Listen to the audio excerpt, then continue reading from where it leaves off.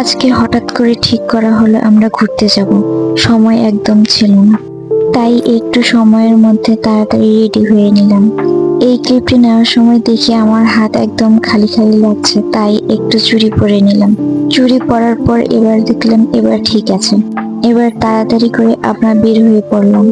এখানকার টিকিটের মূল্য ছিল জনপ্রতি 30 টাকা করে।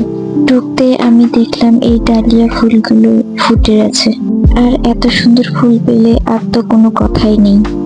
আর আজকের আমাদের মেন আকর্ষণ এই তাজহাট জমিদার বাড়ি, যেটি রংপুরে অবস্থিত। এটি হলো জমিদার বাড়ির ডান সাইড। এরপর আমরা মার্বেল পাথরের এই সিঁড়ি দিয়ে আস্তে আস্তে উপরে চলে এলাম। এটি হলো প্রাসাদের মেইন গেট। উপর থেকে প্রাসাদের ডান সাইডটা দেখতে ঠিক এরকম, আর এটা হলো প্রাসাদের সামনের দিক। সামনের দিক একটা ঝর্ণা ছিল, সেটা বন্ধ ছিল।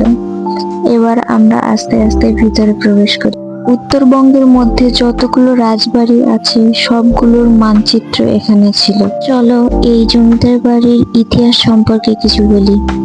এই প্রাসাদের ইতিহাস বেশ চমকপ্রদ।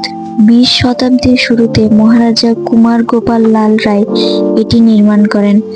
কথিত আছে তিনি পেশায় ছিলেন একজন স্বর্ণকার এবং তার কাছে চমৎকার সব রত্ন খচিত তাজ বা মুকুট ছিল। সেই তাজ থেকে এই এলাকার নাম হয়েছে তাজহাট। প্রাসাদটি দেখতে অনেকটা ঢাকার আহসান মঞ্জিলের মতো মনে হতে পারে, কিন্তু এর কারুকাজ সম্পূর্ণ আলাদা।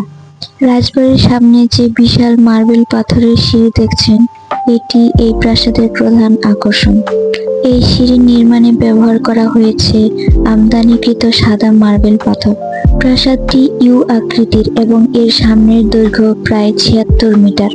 1995 সাল থেকে এই রাজবাড়িটি প্রত্নতত্ত্ব বিভাগের অধীনে একটি জাদুঘর হিসেবে ব্যবহৃত হচ্ছে।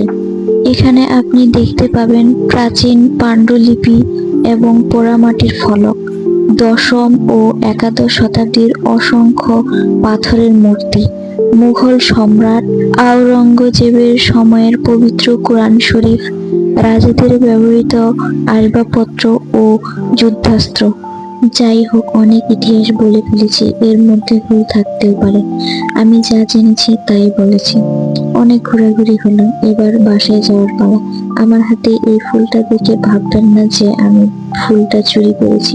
সামনে একটা আঙ্কেল বাগানে কাজ করছিল, তার কাছ থেকে এই ফুলটা চেয়ে নিয়েছি। এরপর আমরা বাড়ির দিকে রওনা হই। দেখা হবে আবার নেক্সট কোনো ভিডিওতে।